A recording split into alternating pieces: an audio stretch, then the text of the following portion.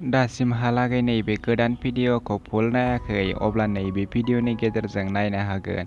Hello लोगोफोर, नोंथांमोननि गेजेराव आरोबाव मोनसे गोदान भिडिअनि आपडेट लानानै फैलायबाय।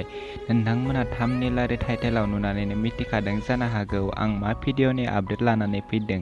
नैबे भिडिअखौ जोबजासिम नायलां। बे गोदान भिडिअखौ बबे चेनेलाव होदों आं नोंथांमोननि गेजेराव लास्टआव बे चेनेलखौ बुंनानै होगोन। बेखायनो नैबे भिडिअखौ जोबजासिम नायलां आरो भिडिअखौ मोजां मोनोब्ला लाइक, शेयार, कमेन्ट खालामनानै हरदो। बिदिब्ला फैदो दिनैनि बे गोदान भिडिअनि आपडेटनि सायाव। दिनैनि नैबे गोदान भिडिअनि आपडेटनि टाइटेलानो जादों टट' ड्राइभार। बियो पार्ट 2। बियो मोनसे कमेडि शर्ट फिल्म। लोगोफोर, नोंथांमोना दासिमहालागै नैबे कमेडि शर्ट फिल्मखौ नायाखै अब्ला बे भिडिअनि गेजेरजों नायनो हागोन।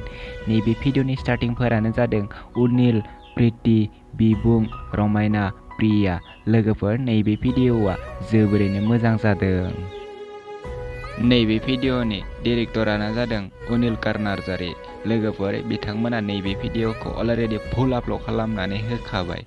बे भिडिअनि हिस्टरि, स्क्रिप्ट आरो प्रडिउसारानो जादों जयन्त बसुमतारी।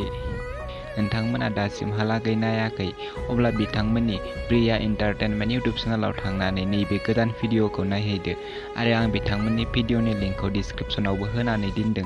दासिमहालागै बिथांमोननि इउटुब चेनेलखौ साबस्क्राइब खालामाखै अब्ला बिथांमोननि चेनेलखौबो साबस्क्राइब खालामनानै होदो। बिदिब्ला लोगोफोर, दिनैनि नैबे गोदान भिडिअनि गुसुं आपडेटआ बेखिनियानोसै। आंनि चेनेलखौ दासिमहालागै साबस्क्राइब खालामाखै अब्ला आंनि चेनेलखौ साबस्क्राइब खालामनानै होदो। बेफोरबायदिनो गोदान भिडिअनि आपडेट नोंथांमोना बयनिख्रुइबो सिगांसिन नायबाय थानो थाखै।